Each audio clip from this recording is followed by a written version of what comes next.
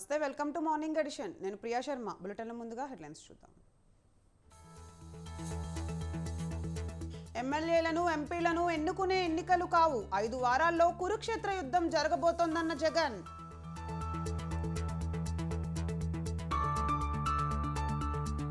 కొనసాగుతున్న చంద్రబాబు ఎన్నికల ప్రచారం. ఇవాళ నరసాపురం పాలకొల్లులో ప్రజాగళం సభలు.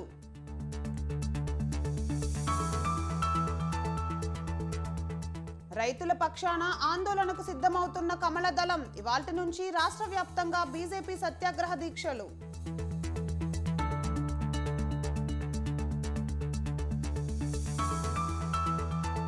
నేడు కరీంనగర్ జిల్లాలో కేసీఆర్ పర్యటన. ఎండిన పంట పొలాలను పరిశీలించనున్న గులాబీ బాస్.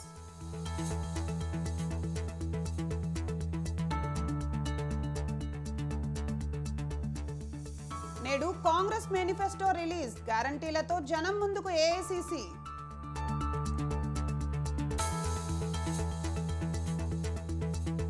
ఇవాళ ఐపీఎల్లో మరో బిగ్ ఫైట్. హైదరాబాద్ తో తలపడనున్న చెన్నై సూపర్ కింగ్స్.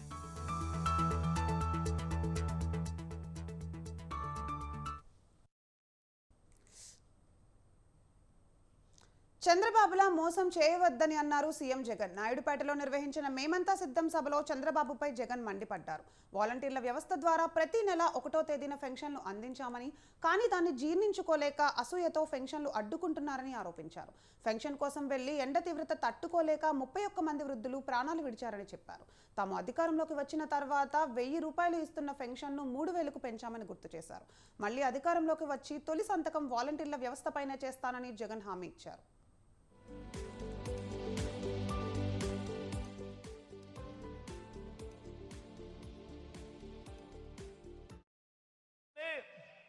ఏకంగా 31 మంది అవ్వాతాతలు పెన్షన్లు అందుకునే పరిస్థితిలో అందుకోలేక, నడచలేక, అవస్థ పడలేక ఏకంగా 31 మంది ప్రాణాలు విడిచిన పరిస్థితులు కేవలం ఈ 2 రోజుల్లో. 31 మందిని చంపిన ఈ చంద్రబాబు నాయుడు గారిని హంతకుడు అందామా, లేకపోతే అంతకన్నా దారుణమైన పదం ఏదైనా ఉంది అంటే అదందామా అని చెప్పి ఆలోచన చేయమని కోరుతా ఉన్నా. నేను అడుగుతా ఉన్నా ఇదే చంద్రబాబు నాయుడును, అయ్యా చంద్రబాబు నాయుడు గారు, ఈ రాష్ట్రంలో 66 లక్షల మంది పెన్షన్ తీసుకుంటా ఉన్నారు. అవ్వ తాతలు ఉన్నారు, వితంతు అక్క చెల్లెమ్మలు ఉన్నారు, నా దివ్యాంగులు ఉన్నారు. మీ అందరికీ కూడా, వీరందరికీ కూడా చెబుతున్నా, వీరందరికీ కూడా చెబుతా ఉన్నా, కొంచెం ఓపిక పట్టండి, కొంచెం ఓపిక పట్టండి. జూన్ 4వ తారీఖున మళ్ళీ మీ బిడ్డ ప్రభుత్వం వస్తుంది. ఈ మధ్యకాలంలోనే ఏకంగా ఈ రాష్ట్రాన్ని కాపాడుకోవడానికి, ప్రజల్ని గెలిపించేందుకే బీజేపీ, జనసేన, టీడీపీ జట్టు కట్టాయన్నారు చంద్రబాబు నాయుడు. కొవ్వూరు ప్రజాగళం సభలో పాల్గొన్న బాబు అధికార వైసీపీపై ఘాటు విమర్శలు చేశారు. జగన్ అహంకారంతో రాష్ట్రాన్ని సర్వనాశనం చేశారని ఆరోపించారు. హూ కిల్డ్ బాబాయ్ అని ప్రశ్నించారు. వాళ్ళ బాబాయ్ని వాళ్లే చంపి ఎదుటి వాళ్లపై నింద మోపుతున్నారని ఆరోపించారు. పెన్షన్ల విషయంలో ప్రభుత్వం వైఫల్యం కనిపిస్తోంది. జగన్మోహన్ రెడ్డి పాలన చేత కాదన్నారు. గాలి వీస్తా ఉంది, మారుతా ఉందా లేదా? జనంలో ట్రెండ్ మారింది. జగన్ బెండు తీయడం ఖాయం, నిర్ణయం అయిపోయింది. అవునా కాదా? ఒక్క విషయం మీరు గుర్తుపెట్టుకోవాలి, మనిషికి అహంకారం పనికిరాదు. జగన్మోహన్ రెడ్డి అహంకారంతో విధ్వంస పాలకుడుగా రాష్ట్రాన్ని సర్వనాశనం చేశారు. వాలంటీర్లపై కావాలనే టీడీపీ రాద్ధాంతం చేస్తోందని ఏపీ ప్రభుత్వ సలహాదారుడు సజ్జల రామకృష్ణారెడ్డి అన్నారు. 2 ఏళ్ల నుంచి వాలంటీర్ల మీద చంద్రబాబు అండ్ బ్యాచ్ విష ప్రచారం చేస్తున్నారని విమర్శించారు. అవినీతికి ఆస్కారం లేకుండా వాలంటీర్ల వ్యవస్థను జగన్ తీసుకువచ్చారన్న ఆయన, ఇంటి దగ్గరకే పథకాలు అందిస్తున్నామన్నారు. ఈసీ మీద ఒత్తిడి తీసుకువచ్చి వాలంటీర్లను తప్పించారన్నారు. ఇప్పుడు పెన్షన్లకు డబ్బులు లేవని చంద్రబాబు ప్రభుత్వంపై తప్పుడు ప్రచారం చేస్తున్నారన్నారు. ఈరోజు ఎప్పుడైతే అది ఒకసారి ఆగ్రహం, ఆ కోపం సునామీ మాదిరి వచ్చి మీద పడుతోంది, ప్రజా ఆగ్రహం అంతా చవి చూడాల్సి వస్తుంది. మామూలుగా చిత్త కొట్టరు, జనం మామూలుగా కొట్టరు, ఎన్నికలు నెల రోజుల్లో ఉన్నాయని భయం పెట్టుకుందో అప్పుడు ఈ సాకులు ఏవో చెప్తున్నారు, మా మీద ఇది చేయాలని ప్రయత్నం చేస్తున్నారు తప్ప ఇంటెన్షన్ అయితే క్లియర్. ఒకటి, చంద్రబాబు నాయుడు కానీ ఆయన గ్యాంగ్కి కానీ జగన్మోహన్ రెడ్డి గారు ఏర్పాటు చేసిన సిస్టమ్స్ వల్ల ప్రజలకు మంచి జరుగుతున్నందువల్ల ఆ బ్లెస్సింగ్స్ ఆయనకు ఖచ్చితంగా పూర్తి ఉన్నాయి, వీటిని మేము ఏమీ చేయలేమనేది బలంగా పడిపోయింది. ఆ సమయంలో దాన్ని ఎలాగో ఆ జనంలో ఉండే ఇది ఆపలేరు కాబట్టి ఏదైతే కారణమని వాళ్ళు అనుకుంటున్నారో ఇందుకు ఆ సిస్టమ్ను దెబ్బ కొడితే, ఈసీ మీద ప్రెజర్ తీసుకొచ్చేసి ఆ సిస్టమ్ను దెబ్బ కొడితే ఈ 2 నెలల్లో ఆ ఆగ్రహం, కోపం జగన్ గారి మీదకి పోతుంది అనేది వాళ్ళ ఉద్దేశం. కానీ ప్రజలు మాత్రం అర్థం చేసుకోలేరా? అర్థం చేసుకున్నారు కాబట్టి ఈరోజు ఈ సిచ్యువేషను, ప్రజలు ఎంత కోపంగా ఉన్నారు చంద్రబాబు నాయుడు మీద అనేది చంద్రబాబు నాయుడు అనుకో ఆ గ్యాంగ్ రియాక్షన్స్లోనే తెలుస్తుంది. వాళ్ళు ఒక సంధి ప్రేలాపనలు ఏదైతే చేస్తున్నారో దానిలోనే ప్రజల ఆగ్రహం వాళ్ళ మీద ఎంతుంది. బీఆర్ఎస్ కంటోన్మెంట్ అభ్యర్థి ఎంపికపై గులాబీ అధిష్టానం దృష్టి సారించిందా? ఈ సీటుకు ఉద్యమకారుల డిమాండ్ పెరుగుతోందా? తమకు అవకాశం ఇవ్వాలని సాయం కుటుంబం ఒత్తిడి పెంచే ప్రయత్నం చేస్తోందా? సర్వే నివేదికల ఆధారంగానే టికెట్ ఇస్తామని అధిష్టానం చెప్తోందా? ఇంతకు కంటోన్మెంట్ రేసులో ఉన్నదెవరు? టికెట్ దక్కే అవకాశాలు ఎవరికి ఎక్కువ ఉన్నాయి? Watch the story.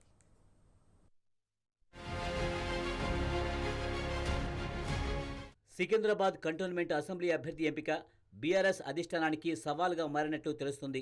సిట్టింగ్ ఎమ్మెల్యేగా ఉన్న లాస్యానందిత మరణంతో ఉప ఎన్నిక అనివార్యమైంది. మరోసారి తమ కుటుంబానికి టికెట్ ఇవ్వాలని నివేదిత బీఆర్ఎస్ అధిష్టానాన్ని కోరారు. తన తల్లితో పాటుగా బీఆర్ఎస్ అధినేత కేసీఆర్ను కలిసి అవకాశం ఇవ్వాలని కోరారు. మరోవైపు కంటోన్మెంట్ నుంచి ఉద్యమకారులు సైతం టికెట్ ఆశిస్తున్నారు. సర్వే ఆధారంగా టికెట్ ఇస్తామని ఆశావహులకు పార్టీ అధిష్టానం తెలియజేసినట్లు సమాచారం.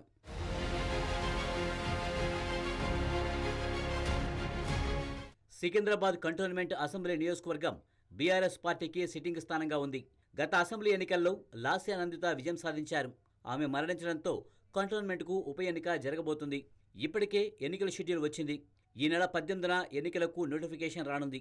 మే 13న ఎన్నికలు జరగనున్నాయి. సిట్టింగ్ స్థానాన్ని తిరిగి కైవసం చేసుకునే విధంగా గులాబీ పార్టీ కసరత్తులు చేస్తుంది. కంటోన్మెంట్ స్థానంలో ఎవరికి అవకాశం ఇవ్వాలనే దానిపై బీఆర్ఎస్ అధిష్టానం చర్చోపచర్చలు కొనసాగిస్తోంది.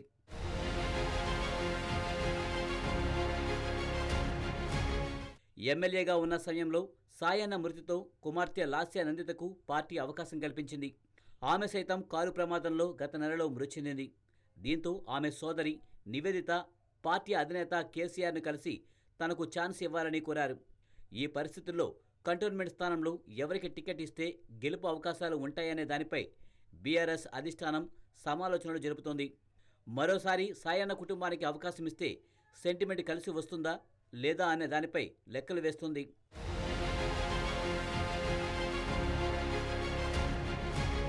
ఇదిలా ఉండగా కంటోన్మెంట్ నియోజకవర్గం బీఆర్ఎస్ టికెట్ కోసం పలువురు ఉద్యమకారులు ప్రయత్నాలు సాగిస్తున్నారు.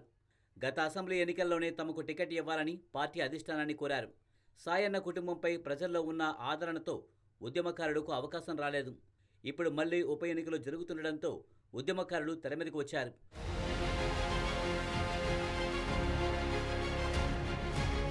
రాష్ట్ర బెవరేజెస్ కార్పొరేషన్ చైర్మన్గా పనిచేసిన గజ్జెల నగేష్, తెలంగాణ రాష్ట్ర మైనింగ్ సంస్థ చైర్మన్గా పనిచేసిన క్రిషాంక్తో పాటు మరో 2 పేర్లను పార్టీ అధిష్టానం పరిశీలిస్తున్నట్లు ప్రచారం సాగుతోంది.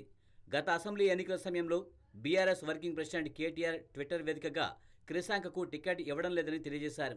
భవిష్యత్తులో ప్రాధాన్యమిస్తామని నాడు కేటీఆర్ చెప్పారు. దీంతో ఇప్పుడు క్రిషాంక్ ప్రయత్నాలు సాగిస్తున్నట్లు తెలుస్తోంది.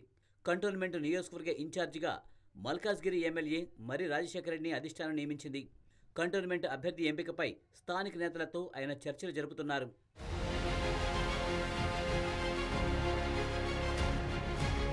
కంటోన్మెంట్ నియోజకవర్గంలో అభ్యర్థి ఎంపికపై బీఆర్ఎస్ అధిష్టానం సర్వేలు నిర్వహిస్తుంది.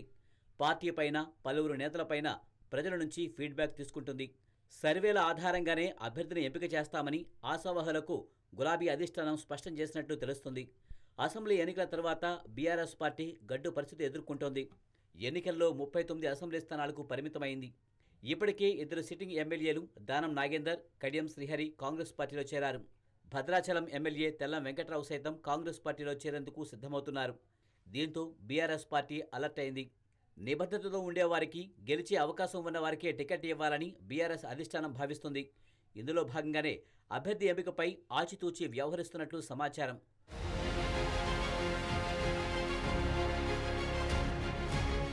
కంటోన్మెంట్ ఉప ఎన్నిక ఏకగ్రీవానికి కాంగ్రెస్, బీజేపీలు అంగీకరిస్తాయా? అలా కాని పక్షంలో ఉప ఎన్నిక అనివార్యమైతే బీఆర్ఎస్ సాయన్న కుటుంబానికి టికెట్ ఇస్తుందా, ఇవ్వదా? బీఆర్ఎస్ అధిష్టానం మదిలో ఏముంది? భవితే ఈ ప్రశ్నలకు సమాధానం చెప్పాలి. ఫోన్ ట్యాపింగ్ వ్యవహారం తెలంగాణ రాజకీయాల్లో దుమారం రేపుతోంది. ఓవైపు అధికారులు డొంకను కదిలించే పనిలో ఉంటే, మరోవైపు పార్టీ నేతల మధ్య మాటల తూటాలు పేలుతున్నాయి. ఎవరికి వారు తక్కువ కాదన్నట్టు కౌంటర్ అటాక్ చేస్తూ విరుచుకుపడుతున్నారు. ముఖ్యంగా బీఆర్ఎస్ టార్గెట్గా హస్తం, కమలనాథులు తీవ్రస్థాయిలో విమర్శలు గుప్పిస్తున్నారు. దీంతో రాష్ట్ర రాజకీయాల్లో ట్యాపింగ్ వ్యవహారం ప్రకంపనలు రేపుతోంది.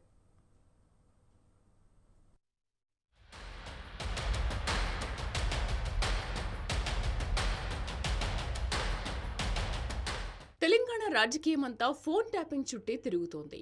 బీఆర్ఎస్, కాంగ్రెస్ నేతల మధ్య మరింత మంటలను పుట్టిస్తోంది. బీఆర్ఎస్ నేతలే టార్గెట్గా విమర్శలు గుప్పిస్తుంటే, వీరికి కౌంటర్ అటాక్ ఇస్తూ అంతే ఘాటుగా స్పందిస్తున్నారు గులాబీ నాయకులు. ట్యాపింగ్ పై స్పందించిన డిప్యూటీ సీఎం భట్టి విక్రమార్క కీలక వ్యాఖ్యలు చేశారు. పౌరుల వ్యక్తిగత స్వేచ్ఛను హరించే హక్కు ఎవరిచ్చారంటూ బీఆర్ఎస్ నేతలపై విరుచుకుపడ్డారు. కేవలం రాజకీయ అవసరాల కోసం అధికారులను, డిపార్ట్మెంట్లను వాడుకోవడం సిగ్గుచేటని ధ్వజమెత్తారు. మాకేం సంబంధం లేదని ఎలా చెబుతారంటూ కేటీఆర్ పై నిప్పులు చెరిగారు. ఫోన్ ట్యాపింగ్ జరిగింది, మాకేం సంబంధం అంటాడు ఒక ఆయన. నిన్న నాకేం సంబంధం అంటే 10 ఏళ్ళు పాలన చేసింది మీరే కదా బాధ్యులు. ఎట్లా చేస్తారండి ఫోన్ ట్యాపింగ్? మీరు దేశ భద్రత కోసం వాడాల్సిన ఫోన్ ట్యాపింగ్, లేకపోతే టెర్రరిస్టులు పట్టుకోవడానికి వాడాల్సిన ఫోన్ ట్యాపింగ్, దాన్ని సామాన్యులు, కామన్ మ్యాన్, ప్రతిపక్ష నాయకులను నిర్వీర్యం చేయడానికి ఫోన్ ట్యాపింగ్ వాడతారా? దేశ క్షేమం కోసం, భద్రత కోసం పెట్టినటువంటి చట్టాన్ని మీరు మీ రాజకీయ అవసరాల కోసం పణంగా పెట్టి దేశ భద్రత కూడా ఈరోజు ప్రమాదం తీసుకొచ్చారు. ఈరోజు ఫోన్ ట్యాపింగ్ని అడ్డం పెట్టుకొని ప్రతి వాళ్ళ ఫోన్ ట్యాప్ చేస్తూ చివరికి పౌరుల వ్యక్తిగత జీవితాల్లోకి వెళ్ళటానికి ఎవడిచ్చాడు నీకు హక్కు? అందరి జీవితాల్లోనూ వాళ్ళ వంటగదిలోకి, వాళ్ళ బెడ్రూమ్లో కూడా దూరుతారు మీరు. ఇదే నా బాధ్యత మీకు? ఇంకా తగుదనమ్మా, మాకేం సంబంధం అంటారు? 10 ఏళ్ళు మీరే కదా చేసింది. వ్యక్తుల జీవితాల, వాళ్ళ వ్యక్తిగతమైనటువంటి జీవితాల్లోకి తొంగి చూసిన మిమ్మల్ని ఏ వ్యక్తి కూడా క్షమించడు మిమ్మల్ని. ఇక మాజీ మంత్రి కేటీఆర్ పంపిన లీగల్ నోటీసులపై స్పందించారు మహబూబ్ నగర్ ఎమ్మెల్యే ఎన్ఎం శ్రీనివాసరెడ్డి. నా ఫోన్ ట్యాపింగ్ అయింది కాబట్టి దీని వెనుక ఉన్నదెవరో తేల్చమంటూ అత్యున్నత పోలీస్ అధికారి డీజీపీకి ఫిర్యాదు చేశాను. అది కూడా తప్పైన కేటీఆర్ అంటూ సూటిగా ప్రశ్నించారు. అలాగే సిరిసిల్లలో వార్ రూమ్ పై ఎంక్వైరీ చేయమంటూ కేకే మహేందర్ రెడ్డి కోరారు. దీనికే రెచ్చిపోయి లీగల్ నోటీసులు పంపారని ఆగ్రహం వ్యక్తం చేశారు. కేటీఆర్కు లా అడ్మినిస్ట్రేషన్పై పరిజ్ఞానం లేదు కాబట్టే 10 ఏళ్ల పాలన ఇలా సాగిందంటూ వ్యంగ్యాస్త్రాలు సంధించారు. వీళ్ళు పెంచి పోషించిన ప్రైవేటు సైన్యం, పోలీసు దుస్తుల్లో ఉన్న ప్రైవేటు సైన్యం రిమాండ్లో స్టేట్మెంట్లు, మేము వాళ్ళది ట్యాప్ చేసినాం, వీళ్ళది ట్యాప్ చేసినాం, ఫలానా వాళ్ళని పట్టుకున్నాము, ఒక దగ్గర విల్లా తీసుకున్నాము, బెదిరించినాము, బ్లాక్మెయిల్ చేసినాము అని చెప్పి వాళ్ళు చిలక చెప్పి పలుకులు పలికినట్టుగా రిమాండ్లో పలుకుతూ ఉన్నారు. వాళ్ళు స్టేట్మెంట్లు ఇస్తున్నారు. ఇంకా కూడా మాయాలోకంలో విహరిస్తున్నాడు కేటీఆర్. వాళ్ళకి చాలా స్పష్టంగా చెప్తా ఉన్నారు లోపల, మాకున్న సమాచారం బట్టి అధినాయకత్వం ఆదేశిస్తేనే చేసినాము అని చెప్పి ఇంటెలిజెన్స్ ఐజీతో సహా లోపల ఉన్న ఉన్నత స్థాయి ఆఫీసర్లు సైతం అదే మాట చెప్తా ఉన్నారు. ఇంకెందుకు బుకాయిస్తారు కేటీఆర్ గారు? మీ ఆదేశాల వల్ల, మీ కుటుంబ సభ్యుల ఆదేశాల వల్లనే ఫోన్ ట్యాపింగ్ జరిగిందనేది ఈరోజు ఆదిలాబాద్ నుంచి అలంపూర్ దాకా ఏ కొంచెం పొలిటికల్ పరిజ్ఞానం ఉన్న వ్యక్తికైనా అర్థమైపోయింది. కేసీఆర్ అనుమతి లేనిదే ట్యాపింగ్ అసాధ్యమంటూ బీఆర్ఎస్ అధినేతపై ఆరోపణలు చేశారు కేంద్ర మంత్రి కిషన్ రెడ్డి. విచారణలో భయంకరమైన అంశాలు బయటకొస్తున్నాయని, ప్రజాస్వామ్యాన్ని హతమార్చే విధంగా కేసీఆర్ కుటుంబం బరితెగించారని తీవ్రస్థాయిలో నిప్పులు చెరిగారు. ఇది ఆషామాషి కేసు కాదని ఉన్నత స్థాయి విచారణ జరిపించాలని కోరారు. ట్యాపింగ్తో సంబంధం లేదని కేటీఆర్ ఎలా చెప్తారంటూ మండిపడ్డారు. ఎన్నికల నిబంధనలను అతిక్రమించి రాజకీయ లబ్ధి కోసం ట్యాపింగ్ చేశారన్నారని చెప్పుకొచ్చారు. ట్యాపింగ్ అంశాన్ని సుమోటోగా తీసుకుని ఎలక్షన్ కమిషన్ చర్యలు తీసుకోవాలని డిమాండ్ చేశారు. బీఆర్ఎస్ గుర్తుపై పునరాలోచన చేయాలని, వారికి అర్హత లేదని ధ్వజమెత్తారు. టీఆర్ఎస్ ప్రభుత్వ హయాంలో జరిగినటువంటి ఫోన్ ట్యాపింగ్ వ్యవహారం పైన జరుగుతున్నటువంటి విచారణలో అనేక భయంకరమైనటువంటి అంశాలు ఈరోజు పత్రికల్లో వస్తూ ఉన్నాయి. ఇది చాలా తీవ్రమైనటువంటి అంశం. ఇది అధికారాన్ని అడ్డం పెట్టుకొని పూర్తిగా బీఆర్ఎస్ ప్రభుత్వము, కేసీఆర్ కుటుంబము ఏ రకంగా బరి తెగించి ప్రజాస్వామ్యాన్ని హత్య చేసే విధంగా, వ్యక్తి స్వేచ్ఛను హరించే విధంగా వివరించిందో వార్తలు చూస్తే నిజంగా తెలంగాణ సమాజం కానీ యావత్ దేశం కానీ ఆశ్చర్యపోతా ఉంది. ఫోన్ ట్యాపింగ్ వ్యవహారంలో సీనియర్ పోలీస్ అధికారులుగా బాధ్యతలు నిర్వర్తిస్తూ వాళ్ళు చేసినటువంటి అక్రమ వ్యవహారాలు ఒక్కొక్కటి ఈరోజు దర్యాప్తులో బయటపడతా ఉన్నాయి. చాలా మంది అధికారులు ఇప్పటికే అరెస్ట్ అయ్యారు. ఈ కేసు ఆషామాషి కేసు కాదు, ఇది చాలా తీవ్రమైనటువంటి వ్యవహారము. ఆనాటి ముఖ్యమంత్రిని ప్రశ్నిస్తా ఉన్నాను, దీనికి కారణం ఎవరని అడుగుతా ఉన్నాను. దీనిపైన నేను రాష్ట్ర గవర్నర్ గారిని కోరుతా ఉన్నాను. ఉన్నత స్థాయి జరగాల్సినటువంటి అవసరం ఉంది. హై లెవెల్ ఎంక్వైరీ జరగాలి. దోషులు ఎవరైనప్పటికీ కఠినమైనటువంటి చర్యలు తీసుకోవాల్సినటువంటి అవసరం ఉంది. మరోవైపు కేసు విచారణ ట్విస్టుల మీద ట్విస్టులతో కొత్త మలుపులు తిరుగుతోంది. తాజాగా ఎమ్మెల్యేల కొనుగోలు వ్యవహారం హైలైట్ అవుతోంది. ట్యాపింగ్ కేసులో నిందితుడు ఎస్ఎంబీ మాజీ డీఎస్పీ ప్రణీత్ రావు గతంలో అప్పుడు బీఆర్ఎస్ ఎమ్మెల్యేలు గువ్వల బాలరాజు, పైలట్ రోహిత్ రెడ్డి, రేగా కాంతారావు, బీరం హర్షవర్ధన్ రెడ్డిల ఫోన్లు ట్యాప్ చేసినట్లు గుర్తించారు. వారి ఫోన్లు ట్యాపింగ్ చేయడం ద్వారానే గత ప్రభుత్వం ఎమ్మెల్యేల కొనుగోలు అంశంలో అలర్ట్ అయినట్లు తెలుస్తోంది. మొయినాబాద్లోని పైలట్ రోహిత్ రెడ్డి ఫామ్ హౌస్లో ఎమ్మెల్యేల కొనుగోలుకు సంబంధించిన చర్చలు జరగ్గా అప్పుడే ఎస్ఐబీ ఓఎస్డీ రాధాకిషన్ రావు బృందం సీసీ కెమెరాలు, మైకులు ఏర్పాటు చేసినట్టు తెలుస్తోంది. అలాగే ఎమ్మెల్యే కొనుగోలు వ్యవహారంలో బిఎల్ సంతోష్, తుషార్ కోసం ఢిల్లీ, కేరళకు ప్రత్యేక బృందం స్పెషల్ ఫ్లైట్లను వినియోగించింది. అయితే ఈ ఫ్లైట్ బీఆర్ఎస్ నేతకు చెందిందిగా గుర్తించారు అధికారులు. ప్రస్తుతం ఫ్లైట్ యజమానిని విచారించేందుకు సిద్ధమవుతున్నారు పోలీసులు. అందులో ఎవరెవరు వెళ్లారన్న దానిపై కూపీలాగుతున్నారు.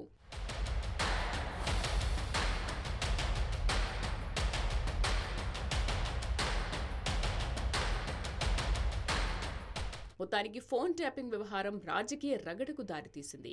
గత 10 ఏళ్ల పాలనలో అధికారమంతా గుప్పిట్లో పెట్టుకుని ఆఫీసర్లతో ట్యాపింగ్ వ్యవహారం నడిపించారని కాంగ్రెస్, బీజేపీలు ఆరోపిస్తున్నాయి. మరోవైపు అసలు సూత్రధారులను పట్టుకునే పనిలో బిజీ అయిన ఈడీ అధికారులు ఎంక్వైరీలో నిందితుల నుంచి నిజాలను కక్కిస్తున్నారు. ఇందుకీ ట్యాపింగ్ ఎవరి కనుసన్నల్లో నడిచింది, ఎందుకు చేయాల్సి వచ్చింది అన్న డొంక కదలాలంటే పూర్తి దర్యాప్తు వరకు వేచి చూడాల్సిందే.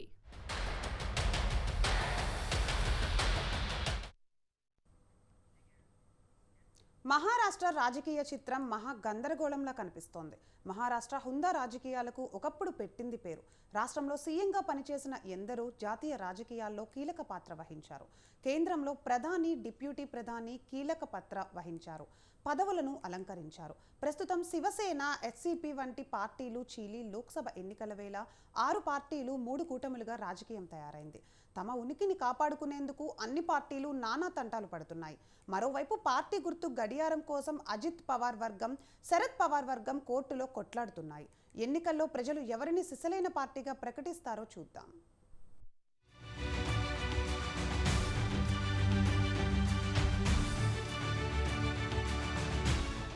మహారాష్ట్రకు మహాచరిత్ర ఉంది. ఉత్తరప్రదేశ్ తర్వాత అత్యధికంగా 48 మంది సభ్యులను పార్లమెంట్కు పంపేది మహారాష్ట్రే.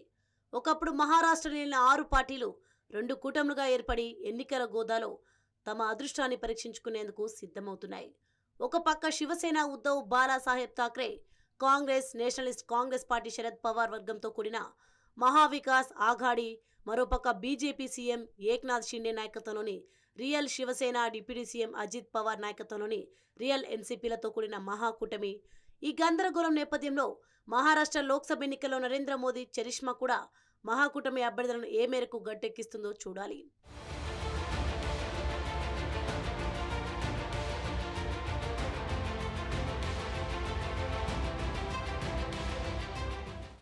మహారాష్ట్రను పూర్తిగా తన గ్రిప్లో తెచ్చుకునేందుకు బీజేపీ గత 10 ఏళ్లుగా సామ, దాన, భేదాలన్నీ ప్రయోగించింది. ఉద్ధవ్ ఠాక్రే ఆధ్వర్యంలోని శివసేనను, శరద్ పవార్ నాయకత్వంలోని ఎన్సీపీని నిలువునా చిల్చేందుకు తన రాజకీయ చిత్రత ప్రదర్శించి సక్సెస్ అయింది. దీనివల్ల బీజేపీ పొందిన ప్రయోజనం ఏమిటో అనుమానమే. ప్రస్తుతం ఎన్సీపీ చీలిక వర్గం, శివసేన షిండే వర్గం బీజేపీకి తోక పార్టీలుగా తయారయ్యాయి. ఈ తోక పార్టీలతో 2024 పార్లమెంట్ ఎన్నికల్లో బీజేపీ ఏ మేరకు రాజకీయ లబ్ధి పొందుతుందనేది ప్రశ్న. మహారాష్ట్రలో 2024 లోక్సభ ఎన్నికలు 5 దశల్లో జరుగుతాయి. ఏప్రిల్ 19, ఏప్రిల్ 26, మే 7, మే 13, మే 20 తేదీల్లో మొత్తం 48 నియోజకవర్గాలకు ఎన్నికలు పూర్తవుతాయి. జూన్ 4న ఫలితాలు. మొదటి దశలో ఏప్రిల్ 19న నాగపూర్, రామ్టేక్, బందరా గోడియా, గడ్చిరోలి, చిమ్మూర్, చంద్రాపూర్ నియోజకవర్గాల్లో ఎన్నికలు జరుగుతాయి. రెండో దశలో ఏప్రిల్ 26న బుల్దానా, అకోలా, అమరావతి, వార్దా, యావత్మల్, వాషిం, హింగోలి, నాందేడ్, పర్భాని నియోజకవర్గాలకు ఎన్నికలు జరుగుతాయి. మే 7న మూడో దశలో రాయ్గఢ్, బారామతి, ఉస్మానాబాద్, లాతూర్, షోలాపూర్, మాదా, సాంగ్లీ, సతారా, రత్నగిరి, సింధుదుర్గ్, కొల్హాపూర్, హత్కనంగ్లే స్థానాలకు పోలింగ్ జరుగుతుంది.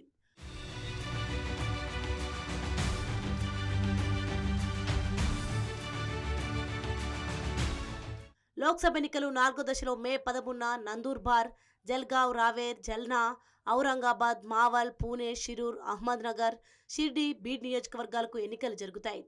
ఐదో దశలో మే 20న బృహత్ ముంబై మహానగరంతో సహా ఎన్నికలు జరుగుతాయి. Mumbai north, east, Mumbai north west, Mumbai south central, Dhule, Dindori, Nashik, Palghar, Bhiwandi, Kalyan, Thane నియోజకవర్గాలకు పోలింగ్తో మహారాష్ట్ర ఎన్నికలు పూర్తవుతాయి. 2019 లోక్సభ ఎన్నికల్లో మొత్తం 48 స్థానాల్లో బీజేపీ 23, శివసేన 18, ఎన్సీపీ 4, కాంగ్రెస్ 1, ఒకచోట ఇండిపెండెంట్, ఎంఐఎం 1 స్థానాలను గెలుచుకున్నాయి. మరాఠా రిజర్వేషన్ అనే విషయం ప్రస్తుతం కీలకంగా మారింది. మహారాష్ట్రలో బీజేపీ, షిండే, శివసేన, అజిత్ పవార్, ఎన్సీపీ ప్రభుత్వం మరాఠాలకు చదువు, ఉపాధిలో రిజర్వేషన్లు కల్పించిన కోర్టు కష్టాల నుంచి బయటపడి అవి ఎంతవరకు అమలవుతాయన్నది $1 కోటి ప్రశ్న. మహారాష్ట్రలో కీలకమైన నియోజకవర్గాల్లో బారామతి పవర్ కుటుంబం అడ్డా. 1984లో శరద్ పవార్ బారామతి నుంచి తొలిసారిగా ఎన్నికయ్యారు. మళ్ళీ 1991లో, తర్వాత 1996 నుంచి 2004 వరకు ఎన్నికవుతూ వచ్చారు. ఏళ్లు గడిచిన శరద్ పవార్ పట్టు ఆ నియోజకవర్గంలో సడడలేదు. శరద్ పవార్ తర్వాత ఆయన కుమార్తె సుప్రియా సూలే వరుసగా గెలుస్తూ వచ్చారు. ఈసారి సుప్రియా సూలేతో పవార్ కుటుంబానికి చెందిన డిప్యూటీ సీఎం సతీమణి సునేత్ర పోటీ చేసేందుకు సిద్ధమవుతున్నారు. ప్రజలు ఏ పవార్ను గెలిపిస్తారో చూడాలి. భారతదేశంలో మూడో అత్యంత ధనవంతురాలైన మహిళ, బిజినెస్ క్వీన్గా ప్రసిద్ధి చెందిన రేఖా జుంజున్వాలా మరో సంచలనంతో వార్తల్లోకి ఎక్కారు. ముంబైలోని తన అద్భుత నివాసం నుంచి అరేబియా సముద్రం వీక్షించేందుకు అడ్డుగా ఉన్న 9 అపార్ట్మెంట్ల భవనాలను కూల్చేసేందుకే కొనుగోలు చేయడం సంచలన వార్త అయింది. ఆ చిత్రం చూద్దాం.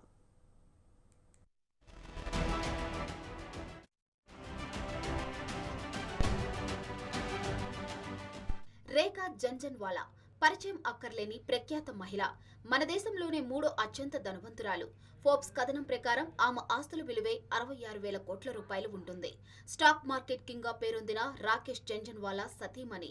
2022లో రాకేష్ జంజన్వాలా మరణం తర్వాత ఆమెకి వారసత్వంగా ఆస్తులన్నీ సంక్రమించాయి. దీంతో రేఖ భారతదేశపు సంపన్న మహిళల్లో ఒకరిగా నిలిచారు. తెలివిగా పెట్టుబడులు పెట్టి సంపద ఇమ్మడి ముమ్మడిగా పెంచడంలో కూడా రాకేష్ జంజన్వాలా వారసత్వాన్ని అందుకున్న ఆమె ఇన్వెస్ట్మెంట్ పోర్ట్ఫోలియోలో అందవేసిన చెయ్యి. రేఖా జంజన్వాలాకు టాటా మోటార్స్, టైటాన్ సహా 29 కంపెనీల్లో హోల్డింగ్స్ ఉన్నాయి.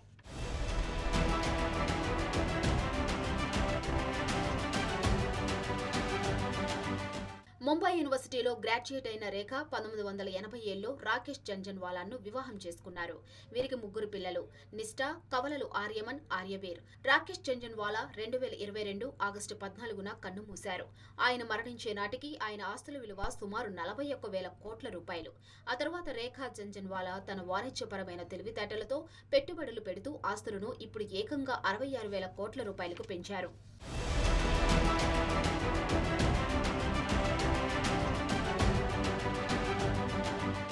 ముంబై శివారులోని మలబార్ హిల్స్ లో విలాసవంతమైన భవనం ఆమె నివాసం. ఆ నివాసం నుంచి అరేబియా సముద్రాన్ని వీక్షిస్తూ ఎంజాయ్ చేయటం రేఖా జంజన్వాలా హాబీ. అలా వీక్షించేందుకు ఓ 9 అంతస్తుల అపార్ట్మెంట్ అడ్డంకిగా ఉంది. అంతే ఆ అపార్ట్మెంట్ను తొలగించేద్దాం అనుకున్నారు. ఏకంగా 118 కోట్ల రూపాయలు ఖర్చు చేసి ఆ భవన సముదాయాన్ని కొనేశారు. విలాసవంతమైన ఆ అపార్ట్మెంట్లను కొనుగోలు చేసేందుకు జంజన్వాలా కుటుంబం స్టాంప్ డ్యూటీ రూపంలోనే 9 కోట్లకు పైగా చెల్లించింది. 2023 నవంబర్ నుంచి రేఖ వివిధ డీలర్ల నుంచి 118 కోట్ల రూపాయలకు 9 అపార్ట్మెంట్లను కొనుగోలు చేసినట్లు రిజిస్ట్రేషన్ డాక్యుమెంట్లు చెబుతున్నాయి. రేఖా జంజన్వాలా గత 4 నెలల్లో 3 ఖరీదైన ప్రాపర్టీ డీల్ చేశారు.